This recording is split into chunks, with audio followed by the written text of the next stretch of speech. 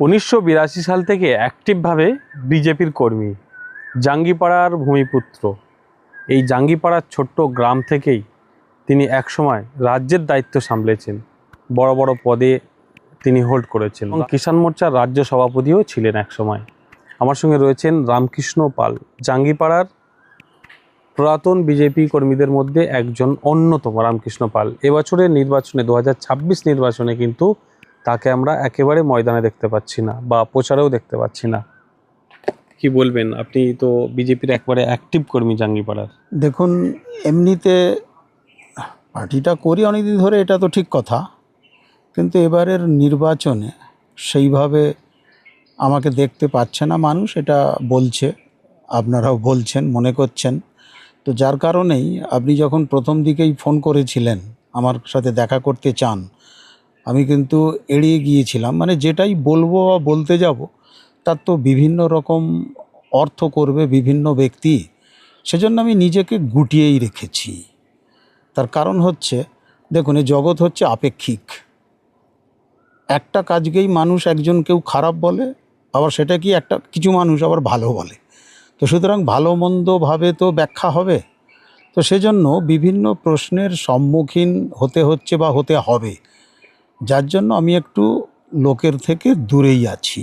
একটা সমালোচনা আমরা শুনতে পাচ্ছি যে টিকিটের দাবিদার আপনি ছিলেন, টিকিটের জন্য রাজ্য দপ্তরে আপনি অ্যাপ্লাইও করেছিলেন, জাঙ্গিপাড়ার অনেকেই অ্যাপ্লাই করেছিল, আপনার সেই লিস্টের সূত্র মারফত খবর আমরা পাচ্ছি নাম আছে আপনার, কিন্তু টিকিট পাননি বলে আপনি যে বসে গেছেন বা যাচ্ছেন না প্রচারে বা রাজনীতিটা এই মুহূর্তে করছেন না, এরকম একটা গুঞ্জন শোনা যাচ্ছে। দেখুন, গুঞ্জন তো বিভিন্নভাবে বিভিন্ন রকম লোকে তাদের সুবিধা মতো করবে। হ্যাঁ, অবশ্যই গণতান্ত্রিক প্রক্রিয়ায় দাবি তো যে কেউ করতেই পারে। সে দলের 20 জন কেন 50 জনও দাবি করতেই পারে যে তাকে প্রার্থী করা হোক।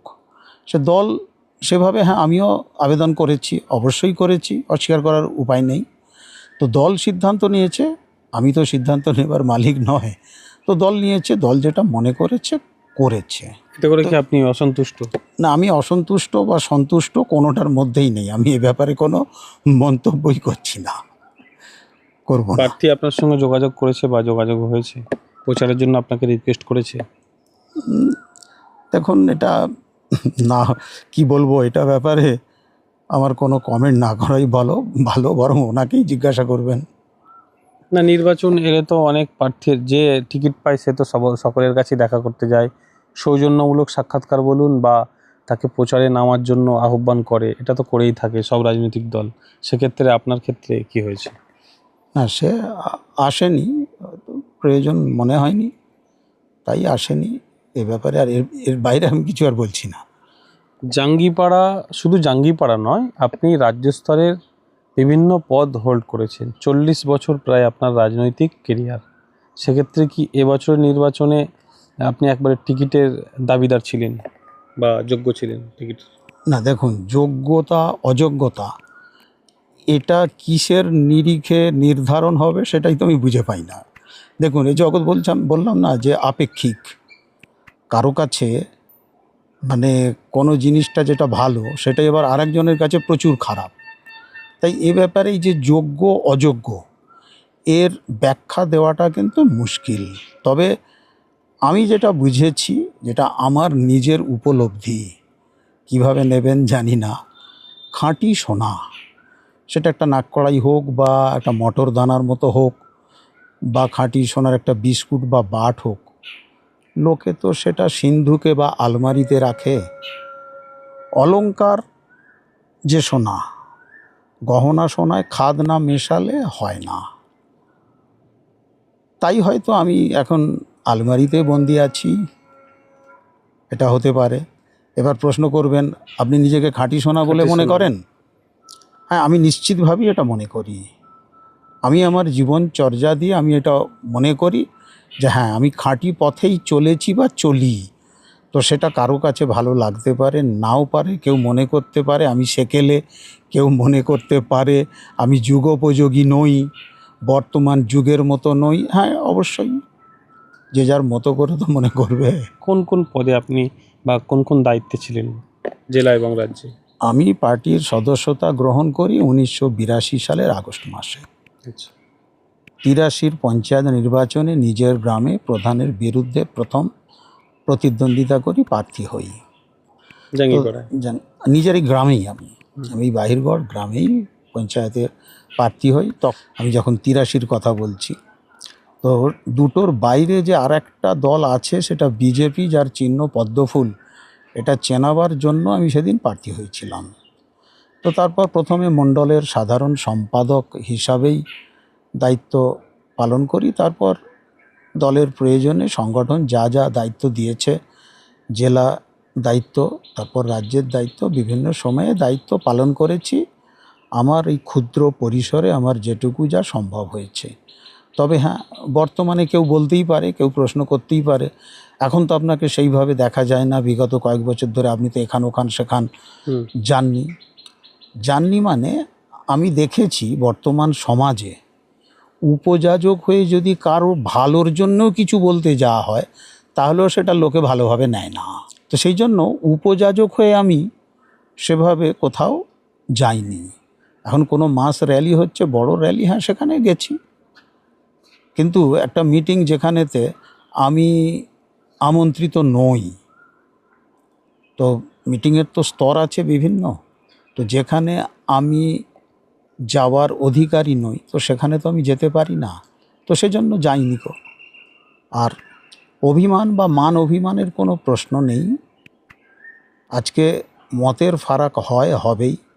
স্বামী স্ত্রী সবথেকে যেটা কাছের সম্পর্ক, সেই স্বামী স্ত্রী কি আমরা সবসময় একমত? তা তো নয়, বিভিন্ন সময়েতেই বিভিন্ন মত পোষণ করি, তাতেও তো আমরা সংসারটা করি, সব মানুষই করে, তো সেরকমভাবেই।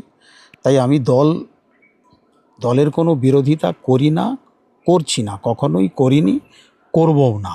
আপনার দেওয়ালে তো এখনো লেখা আছে বিজেপি বা এই চিহ্নে ভোট দিন, ওটা অনেকটা মুছে গেছে কিন্তু এখনো লেখা আছে দেখতে হ্যাঁ, পাচ্ছি। এটা আগের নির্বাচনে লেখা হয়েছিল। তাহলে এখন কি দল পরিবর্তন করছেন না বিজেপিতে? না না না, দল পরিবর্তনের কোনো প্রশ্নই নেই। সে অফার ছিল, অফার আছে, সে তো বহুদিন ধরেই আছে, সেটা তো এখন বলে নয়, সে 2008-এও অফার এসেছে, ওটা বিষয় নয়। কিন্তু আমি যে কারণে বিজেপিটা করতে এসেছিলাম তৎকালীন সময়ে, তো সেই জায়গার থেকে আজকে দল পরিবর্তন করার কোনো প্রশ্ন নেই। চুপচাপ আছি। আবার যদি কখনো মনে হয় যে হ্যাঁ, দল যদি মনে করে ডাকে, তাহলে পরে সেটা অবশ্যই যথেষ্টভাবেই অ্যাক্টিভিটিস দেখা যাবে। কিন্তু উপযাজক হয়ে আমি যাই না কো বহু বছর ধরেই, তাই এখনও যাচ্ছি না। রাহুল সিনহা, তথাগত রায়, দিলীপ ঘোষ, শ্রমিক ভট্টাচার্য একসঙ্গেই তো কাজ করেছেন আপনারা, এবং রাজ্য সম্পাদকের পদেও তো আপনি ছিলেন। হ্যাঁ, সেটা ছিলাম। রাজ্য দেখুন, সম্পাদক কোন কোন সালে ছিলেন? রাজ্য সম্পাদক ছিলাম 2014-15, রাহুল সিনহা যখন রাজ্য সভাপতি তখন। আর আমি শুধু বিজেপি প্রতিষ্ঠার পর প্রথম যিনি রাজ্য সভাপতি হয়েছিলেন হরিপদ ভারতীজি, স্বর্গীয় হরিপদ ভারতীজির সাথে আমার কাজ করার সুযোগ হয়নি, কারণ উনি 82 সালেই তো মারা গিয়েছেন। আমি তো তখনই তারপর পার্টিতে এসেছি 82 আগস্টে। তো তারপর যতজন রাজ্য সভাপতি, বিষ্ণুকান্ত শাস্ত্রীজি 82 পর সভাপতি হয়েছিলেন, ওনার সময় থেকে এখন পর্যন্ত যতজন রাজ্য সভাপতি, প্রত্যেকের সময়ই আমি কম বেশি কাজ করেছি। সে বিভিন্ন সময়ে বিভিন্ন দায়িত্বে থেকেছি, সব সময় তো একই দায়িত্বে থাকার প্রশ্ন নেই। আর আমাদের দলে তো পদের পরিবর্তন হয়, পদ যে সব সময় থাকবে এটা নিশ্চয়ই নয়। রাজ্য সভাপতি হিসাবে শাখা সংগঠনের, যুব মোর্চার বা কিষাণ মোর্চার, তখন অল ইন্ডিয়া কমিটিতে সে তো আপনা থেকেই ডাক পাওয়ার ব্যাপার, তো সেজন্য গেছি। আর এমনি হ্যাঁ, দলের প্রয়োজনে বিভিন্ন সময়েতে অন্য রাজ্যে তো কাজ করতে গেছি অবশ্যই। সে যেমন প্রথম বাইরের রাজ্যে যাওয়া দেখতে গেলে 85 সালে আসাম ইলেকশানে গিয়েছিলাম প্রথম। তারপর মধ্যপ্রদেশ বা ছত্তিশগড়, যখন যেরকম দল বলেছে এবং আমার সময় দুটো মিলিয়ে, তো সেভাবে গেছি অবশ্যই। যে আপনার বয়স হয়ে গেছে, সে কারণেই হয়তো আপনি টিকিট পাননি বা দল আপনাকে সে কারণেই খোঁজ করছে না। দেখুন, এই যে বয়সের ব্যাপারটা, এটা আমিও শুনি, কারণ পরিচিত মানুষেরা তো বলে, আমিও শুনি। এখন এইটা কোনো অথেন্টিক কারণ কিনা আমি জানি না, অন্য কোনো কারণ থাকতে পারে, এটা সামনে একটা অজুহাত হতেই পারে। তার কারণ হচ্ছে, দেখুন, সমাজে যারা সরকারি বা আধা সরকারি চাকরি করে সেক্ষেত্রে রিটায়ারমেন্টের ব্যাপার আছে, কিন্তু বাকি সমস্ত ক্ষেত্রে একজন ডাক্তার, একজন ইঞ্জিনিয়ার বা একজন লয়ার বা চার্টার্ড অ্যাকাউন্টেন্ট বা রাজনীতিবিদ, তাদের কি রিটায়ারমেন্ট আছে? তাদের শারীরিক সক্ষমতাটাই হচ্ছে তাদের অবসরের মাপকাঠি, তার বাইরে তো নয়। আমি শারীরিকভাবে সক্ষম, বয়স আমার 66 এই মুহূর্তে, প্লাস 66+। এখন সাইকেল চালিয়ে? হ্যাঁ, সাইকেল তো অবশ্যই, আমি প্রয়োজনে 30-35 কিলোমিটারও সাইকেল চালাই একদিনে, আর 10 কিলোমিটার তো কম বেশি এটা আছেই। তো এখন কে কিভাবে দেখবে এটা তো তাদের ব্যাপার, আমি জানি না। আমি এর জন্য কাউকে কোনো দোষারোপ করছি না, কে কি বলছে সেটা নিয়েও মাথা ঘামাচ্ছি না, কারণ আমি যেটা আগে বললাম যে খাঁটি সোনা দিয়ে অলংকার হয় না, খাদ মেশাতেই হয়। তো আমি নিজেকে খাদ মেশাতে পারিনি বা পারছি না, সেজন্য হয়তো অলংকার হতে পারছি না, এটা হতে পারে। জাঙ্গিপাড়ায় বিজেপি কেমন ফল করবে বলে আপনার ধারণা? এতদিন তো রাজনীতি করছেন এখানে। দেখুন, এই মন্তব্যটা আমি করতে চাইছি না। মানুষ চেয়েছে পরিবর্তন, মানুষের সেই চাওয়াটা যদি আন্তরিক হয় তাহলে ফল ভালো হবে। আমরা তো দেখুন ওপর থেকে তো অনেক কিছু দেখি, তলিয়ে দেখি কতটা, এটা তো একটা ব্যাপার। পশ্চিমবঙ্গে যেটা হচ্ছে, শুনতে খারাপ লাগবে, অনেকে আমার এই কথাটাতে বিকৃত করারও সুযোগ পাবে। অন্য রাজ্যের থেকে পশ্চিমবঙ্গের রাজনীতির ধরন বা ধারাটা সম্পূর্ণ আলাদা। পশ্চিমবঙ্গে ভোট হয় না, ভোট করাতে হয়। কোন দল কোন প্রার্থী ভোটটা তার অনুকূলে করাতে পারছে তার ওপরেই নির্ভর করে বা করছে জয় পরাজয়। এটা হচ্ছে আমার উপলব্ধি, অন্যেরা অন্য কথা বলতেই পারে। কারণ পশ্চিমবঙ্গে হচ্ছে ভোট করাতে হয়। অন্য রাজ্যেও তো আমি গেছি, আমি দেখেছি, সেখানে মানুষ ভোটের সময় রাজনীতি নিয়ে চিন্তাভাবনা করে, অন্য সময় কিন্তু রাজনীতি নিয়ে মাথা ব্যথা নেই সাধারণ মানুষের। দক্ষিণ ভারতে তো আবার একদমই নয়, কিন্তু পশ্চিমবঙ্গে বামেদের দৌলতে দিনরাতের 24 ঘন্টাই রাজনীতি হয়। সিপিএমের জমানায় দেখেছি রাত্রি 2টোর সময় কারো ঘরে যদি আগুন দিলে তাদেরকে দলে আনা যাবে, তবে তারা তাই করেছে। তো সেই রাজনীতির যে ধারাটা, কালচারটা তারা যেটা তৈরি করে গেছে, এখন সেই ধারাটা আরও শক্তিশালী হয়েছে। আমি হাওয়ায় ভাসি না, হাওয়ায় ভাসতে চাইও না, বাস্তব বড় কঠিন, তাই যা হবে সেটা দেখা যাবে।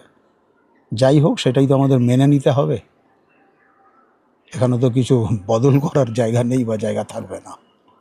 আচ্ছা, একটা বিষয়ে যেটা আমি উপযাজক হয়ে বলছি, যে দেখুন, যেটা আমি বলছিলাম আগে, যে এই জগৎ আপেক্ষিক, যে যেভাবে দেখে বা বোঝে। আমি আমার জীবনের একটা সত্যি ঘটনা বলছি। গত বছর 2025-এর জানুয়ারিতে যে মহাকুম্ভ প্রয়াগে, সেখানে আমি গিয়েছিলাম। তো ফিরে আসার পর আমার আত্মীয় পরিজন বিভিন্ন জন কেউ ফোন করেছে বা সরাসরি কথা হয়েছে, তাহলে তুমি তাহলে গিয়েছিলে? আমি গিয়েছিলাম এই কারণে, যেহেতু আমার জীবনে সুযোগটা পাচ্ছি, যেটা 144 বছর পর এসেছিল, আবার 144 বছর পর।